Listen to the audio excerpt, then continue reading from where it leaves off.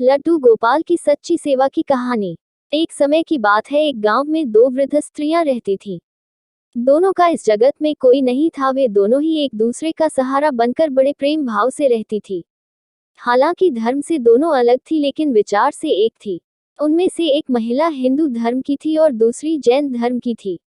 दोनों अपने अपने धर्म के हिसाब से प्रभु की आराधना किया करती थी।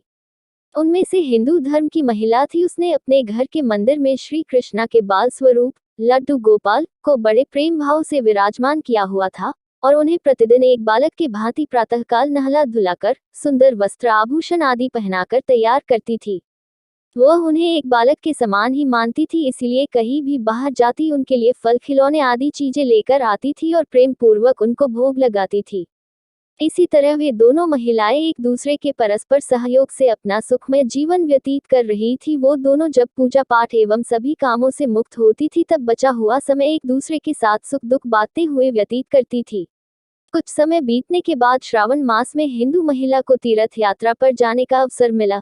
तब उसने अपनी अतिप्रिय उस जैन धर्म की महिला से भी चलने के लिए कहा। चूंकि वृद्धावस्था अधिक होने कारण वह चलने फिरने में थोड़ी असमर्थ थी, इसीलिए उसने जाने से माना कर दिया और कहा कि मुझे चलने फिरने में परेशानी होगी, इसी कारण तुम्हें भी तीर्थ यात्रा में विघ्न रहेगा।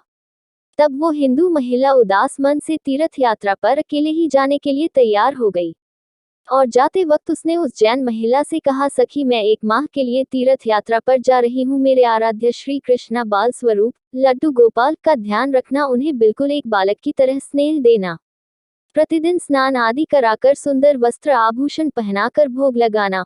उस जैन महिला ने सब बातें सुनी और बोली कि हाँ सखी, तुम चिंता मुक्त होकर तीर्थयात्रा को जाओ, मैं तुम्हारे लड्डू गोपाल का भली भांति ध्यान रखूंगी।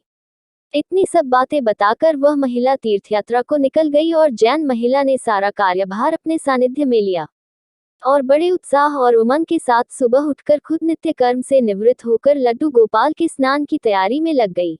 उसके बाद जब वो उन्हें लड्डू गोपाल को नहलाने लगी तो वह उस महिला की नजर लड्डू गोपाल के पांव की तरफ पड़ी तो वह दंग रह गई, क्योंकि उनके पैर मुड़े हुए थे। उसे लगा कि उसकी वजह से उनके पांव टेढ़े हो गए हैं। इसका मुख्य कारण ये था कि उस महिला ने जब भी उन्हें लड्डू गोपाल को देखा था, वस्त्रों एवं आभूषणों से सुसज्जित देखा था, वो इस बात से अनभिज्ञ थी कि लड्डू गोपाल घुटनों के बल पर बैठे हुए थे, उनका बाल स्वरूप ऐसा ही है। वह बहुत परेशान हो गई और सोचने लगी कि मैं अपनी सखी से क्या कहूंगी। उसने इतने विश्वास के साथ मुझे ये जिम्मेदारी दी थी और मैंने लड्डू गोपाल की देखभाल सही से नहीं की।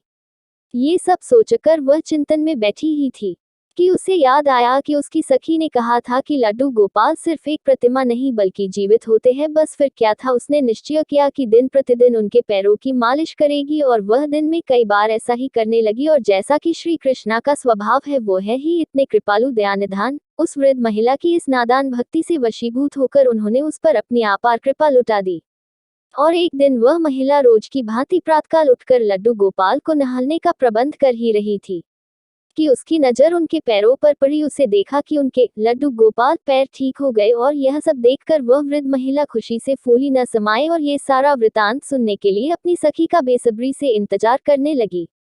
कुछ समय पश्चात जब वह हिंदू धर्म की महिला तीर्थयात्रा पूर्ण करके वापस आई तो सबसे पहले वो अपने लड्डू गोपाल के दर्शन को ललाहित थी और जैसे ही उसने लड्डू गोपाल को देखा तो आश्चर्य में पड़ गई। उसने देखा कि लड्डू गोपाल खड़े हुए थे। उसने सोचा कि शायद ये उसके लड्डू गोपाल नहीं है और अपनी सखी के पास जाकर ये सब पूछा। तब उस जैन धर्म की महिला ने सारा वृतांत उसे सुनाया। उसकी बातें सुनकर हिंदू महिला समझ गई कि ये सारा खेल उस मुरलीधर कृष्ण कन्हैया का है और दौड़ी दौड़ी लड्डू गोपाल के पास पहुंची और उनके चरणों में गिरकर बोली, हे मेरे कन्हैया, हे मुरलीधर, आपकी दया की कोई पराकाष्ठा नहीं है, आपकी कृपा का कोई सानी नहीं है।